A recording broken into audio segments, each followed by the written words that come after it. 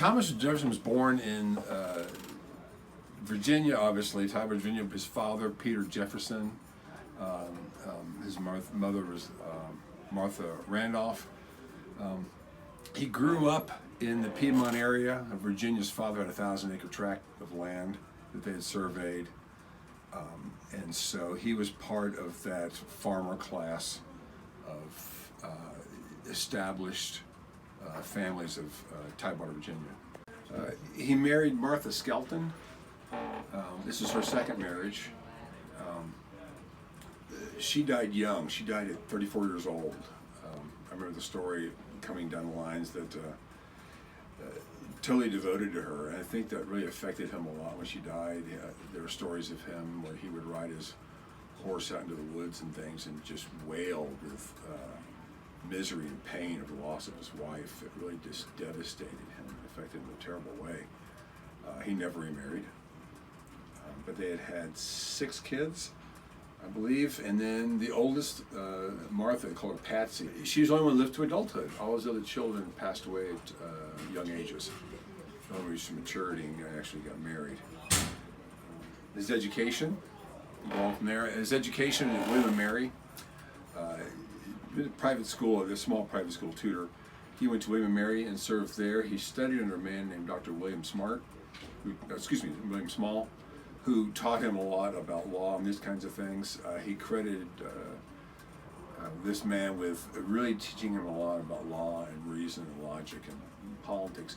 But he also studied under George Wythe after he read law with George Wythe. George Wythe is considered one of the great legal minds who trained a lot of Virginia's leading legal giants, really. Wythe was a brilliant mind, and so he studied under both these men for his education to really get trained in politics and law. The Enlightenment it's really an era of a turning from mysticism, of turning of some religious practices into reason and logic, science. When did it start? 1680s probably was really where you see that this turn with Francis Bacon, René Descartes, Thomas Hobbes. They're moving from mysticism, like I said, into logic. Francis Bacon, the scientific method of employing logic, evidence, experience, these kinds of things to build logical conclusions. And that grew for the next 200 years. And it developed in many different ways, of different phases of the Enlightenment, always depending on logic and reason over, I think, over faith and over beliefs. TJ, he had a scientific mind. He had an inquisitive mind. He wanted to know everything about everything. And this fed into him, this philosophy of understanding our world, that everything is knowable, that everything is logical and reasonable, really touched him. He was made for this time period. There's a story about Jefferson where a gentleman was in an inn, overnight inn, and he's sitting with this other man. They're talking about various topics. They talked about theology, and the man said, this man must be a minister. And they continued on. They talked about farming. They said, no, he must be a great farmer. And they talked a little longer, and this gentleman says, oh, this man I'm talking to must be a scientist based on science. And they talked about philosophy, and he said, this man must be a philosopher. And the gentleman leaves, and then another man comes over and says, don't you know who that was you were talking to? And he said, no. He said, that was Thomas Jefferson, who knew all those things. And so that's typical of Jefferson wanting to know everything about everything, one of the most curious minds we've ever had. They assigned to a committee. The committee is Benjamin Franklin, Thomas Jefferson, John Adams, Roger Sherman, and Robert Livingston. The 5 of them are meant to draft this. Well, Livingston and Sherman knew immediately they were out of their water. They weren't about to touch this thing. Franklin tells the committee, I won't write it because I don't let anybody edit things I write, so I refuse. Comes down to Adams and Jefferson. Adams reportedly told Jefferson, you have to write this. One, you're a better writer.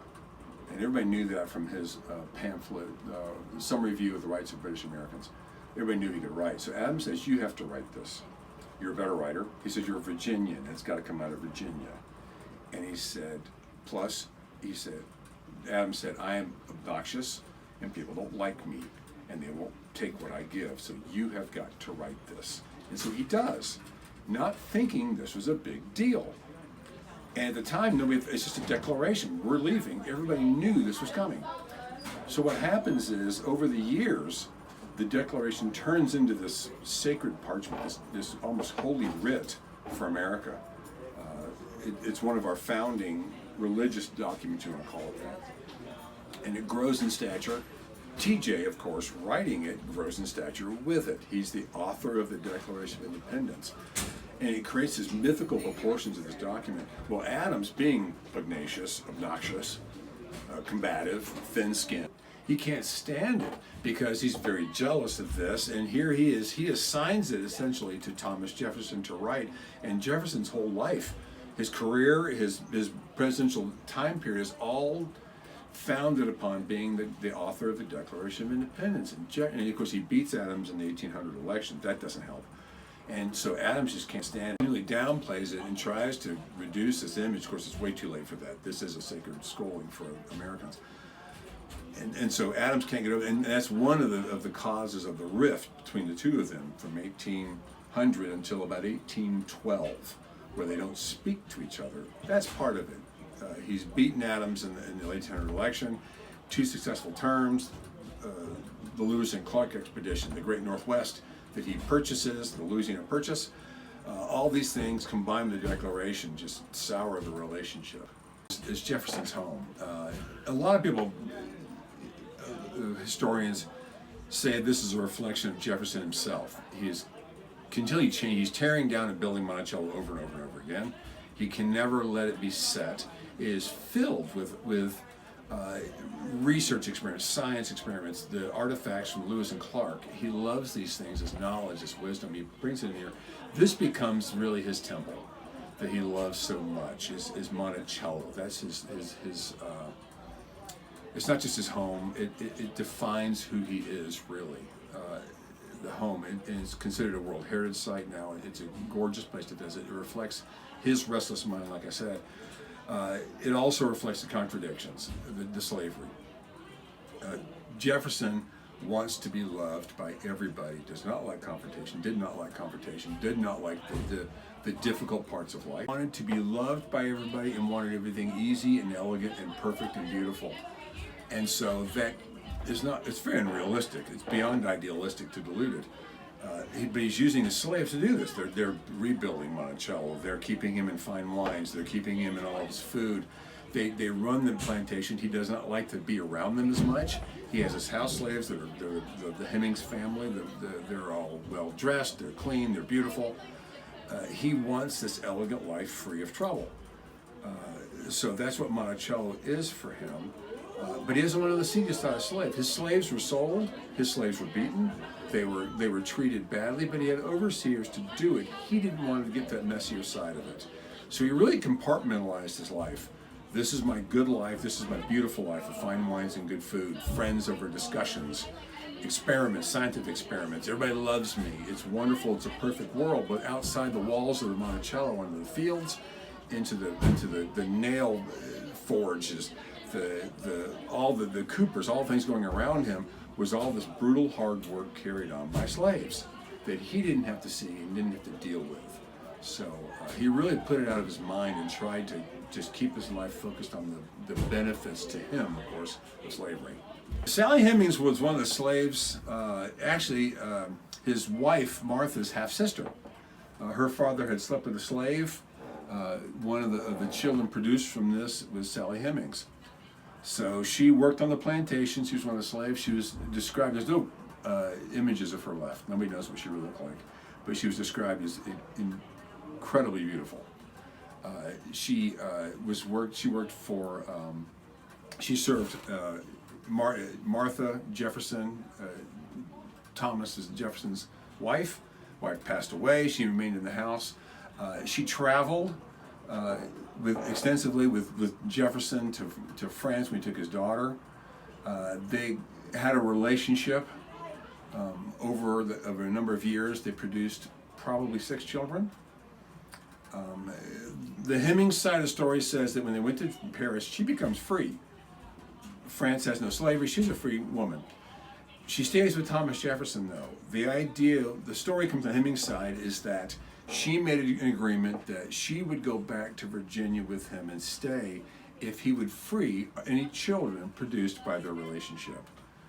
So that's the Hemings. That's why would she leave Paris and come back? That's the reasonable story of what she was doing. But he had an extensive relationship with her. That really is, in its essence, Jefferson's dealing with slavery. Early on in his career, he said he tried to abolish the slave trade. There's not much evidence of that, but he did write extensively on this. That he called it having wolf by the ears. You can't let go and you can't hold on. He knew it was damaging both white and blacks, but his streak of racism, where he felt blacks could not compete with whites, could not live with whites. He said one race will destroy the other. His writings, he's writing about life, liberty, and pursuit of happiness. He's writing all these, these Enlightenment principles of individuality, of individual rights, liberty, all the while owning over 200 slaves. All these contradictions. He does write the infamous Query 14 in his notes on the state of Virginia, where this blatant racism about blacks smell bad, that blacks aren't capable of higher thinking, that blacks don't feel love and emotions as deeply as whites. It's gross, disgusting, racist stuff. He's all over the map with his relationships with blacks. It's a wide range. You really can't nail it down. He never really does satisfy himself. He never does free slaves. He doesn't mind selling them off. And then of course the Sally Hemings with the children. It's very complicated, but you have to reduce it down to Jefferson couldn't give up the life he loved, and he couldn't reconcile the deep racism that he held. He could not release that, and when other founders are releasing their slaves at their death or at their wife's death, he never could do it.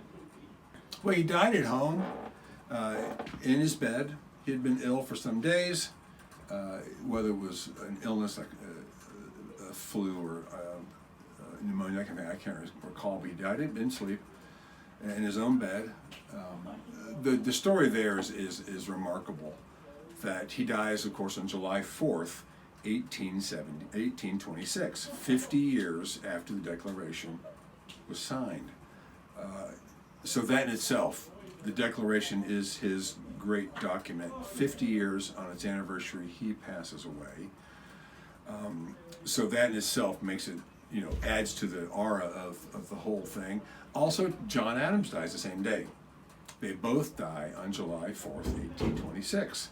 The two men most responsible for the Declaration, and to a great degree responsible for a lot of the revolutionary writings, a lot of the ideology that came out of that. These are two great giants of the Revolution dying on the same day, which is July 4th, the 50th anniversary of the Declaration of Independence. Of course, famously, John Adams, Jefferson died in the morning. John Adams died that afternoon. As John Adams is dying, his last words were, "Jefferson still lives." He's still thinking of Jefferson, but of course, being John Adams, he got it wrong. Jefferson was in fact dead. He just didn't know it. So he even got his last words turned out to be wrong. Well, it's considered probably the greatest collection of American letters. It starts off, of course, when they're just colonial patriots, the rebels. Back in the 1770s, they're writing letters at this time. And in the process of writing through the Revolution, they're writing letters. They write letters through the early 1780s, back and forth. Their break in 1800 after the election where Jefferson beats Adams. They don't write again for 12 years. Finally, in 1812, a common friend says, you should talk. You can't let this go. And so both seem open to it at this point, at this long break. And they write an opening letter to each other. I may send you some homespun, which Jefferson thought was cloth. Adams took as wisdom. But they start writing letters again. And the famous line, of course, is, "We cannot die without explaining ourselves to each other."